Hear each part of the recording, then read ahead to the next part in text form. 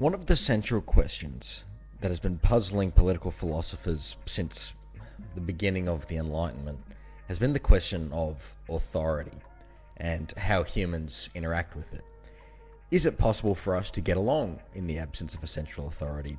Do we get along building a community, a society, or will we, frankly, kill each other? Thomas Hobbes famously proclaimed that the state of nature is nasty, brutish, and short, while Peter Kropotkin famously said that mutual aid was the most fundamental of our instincts. But a wonderful innovation has allowed us to really explore this question of anarchy and how humans interact. Video games are the most accurate and effective source of simulating both human and non-human interactions. It's a microcosm for the world itself.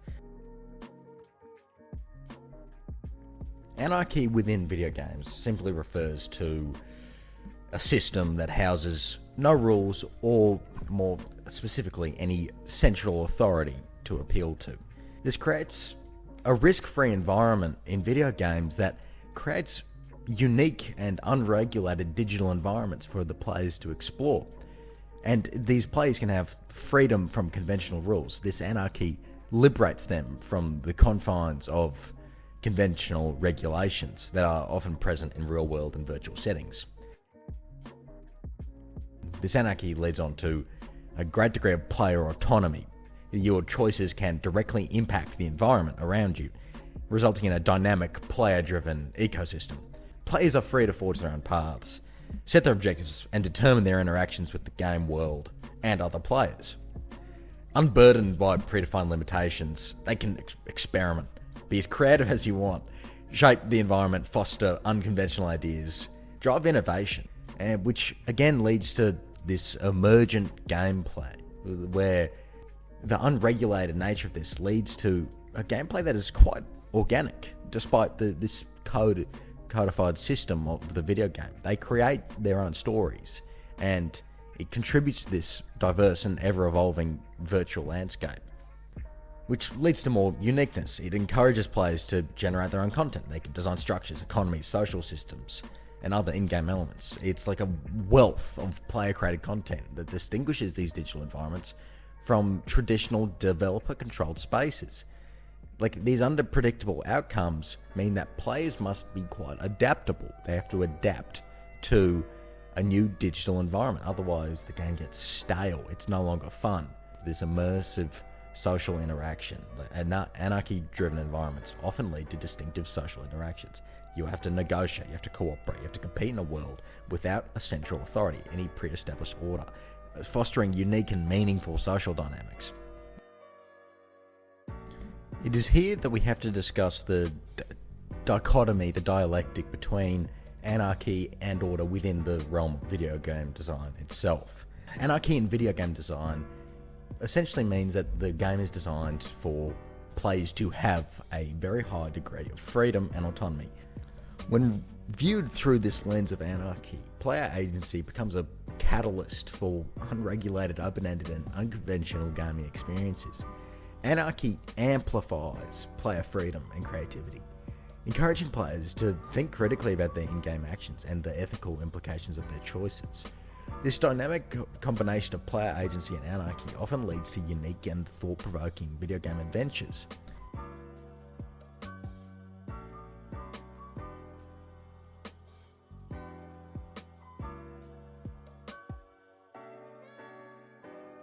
Many of you have heard of the oldest Anarchy server in Minecraft, where players have the freedom to grief, steal, and kill other players without having to worry about admins banning them. Well, It's characterized by almost complete absence of rules and moderation. You are free to literally do almost anything. Some players take this to one extreme, where they build these massive structures, really beautiful societies. On the other, you have people who just blow everything up and kill every player they can find. This has led to a player-driven history that you can literally track from 13 years ago to now. It's got a rich history that's carved into the landscape. They're driven by the shape, the actions and conflicts of its player base. So many wars, alliances, and betrayals have occurred over the years, resulting in a truly unique narrative for the server.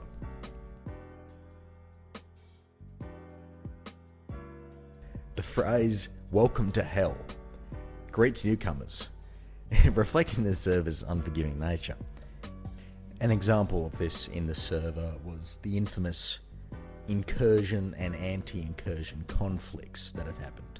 So, the first incursion was essentially a bunch of players deciding to hold spawn and to prevent new players from playing the game, right?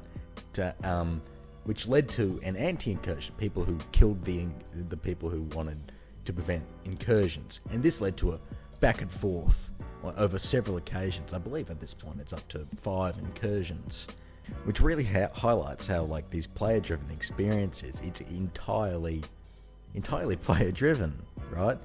How society kind of occurs, right? Just like how we naturally form groups and how we naturally fight against other people, or we can naturally build and cooperate.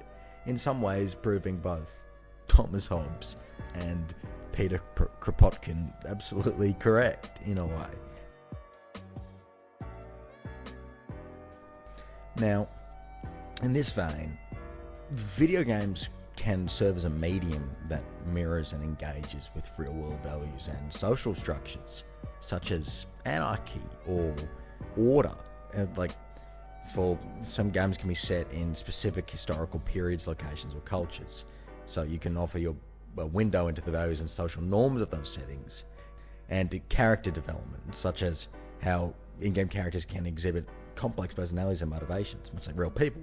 These characters can help players connect with the narrative and explore human behaviour, including how values and social structures influence people's actions. And again, games can include economic elements, and it can lead people to real-world economic principles, such as supply and demand, competition, and entrepreneurship.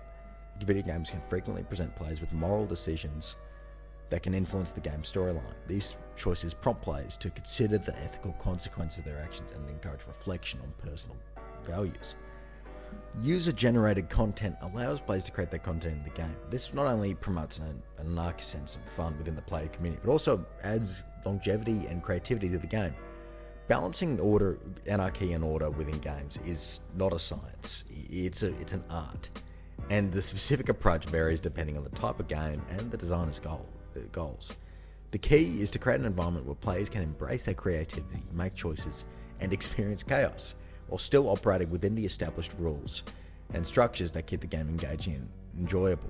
Unfortunately, there are some real ethical considerations and controversies you have to consider when discussing video game anarchy. It can really impact communities and society. It can raise several ethical considerations and controversies, as it often involves players engaging in chaotic or unregulated behaviours within a virtual world. Some ethical issues and controversies associated with anarchy are like griefing and harassment. Balancing player freedom with the prevention of harassment is an ongoing challenge for the video game community, and a community that is too anarchic can be quite toxic. Anarchy with online multiplayer games can foster toxic and hostile communities where abusive behaviour, hate speech and discrimination are prevalent.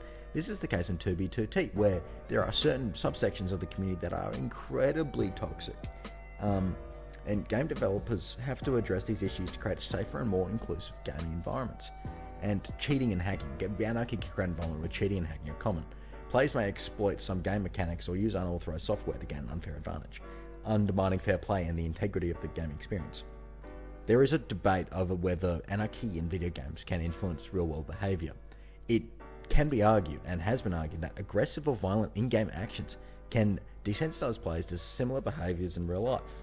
Again, this anarchy in games can lead to player frustration, stress, and negative emotions. Game designers must consider the potential harm to player well-being when creating anarchic game environments. Balancing player freedom and creative expression with the ethical considerations of harassment, safety, and the impact on the overall game community is an ongoing challenge for game developers. Addressing these ethical concerns in video games is essential to create environments that foster enjoyable and respectful experiences for players. Video games provide a unique way to simulate humanity and to simulate our reactions with each other and how we react given certain situations. this is an incredibly important development in our history, and the exploration of it can lead to some very interesting and crucial developments regarding anarchy and social interaction. In this circumstance, whether anarchy is a situation that must be raised for the enjoyment of video games, or it must be dampened in order to create a fairer and more effective ethical environment, which is a situation where, with no correct answers, but it is one that the gaming community themselves must consider when they're doing it, whether or not they will fall into the Hobbesian sense of there being nasty, brutish and short, or whether or not they will help each other and raise each other up. Further exploration on this topic is required, of course, and I would encourage anyone listening to really deeply consider what it means to have a fun gaming experience, and to really consider how anarchy can really apply.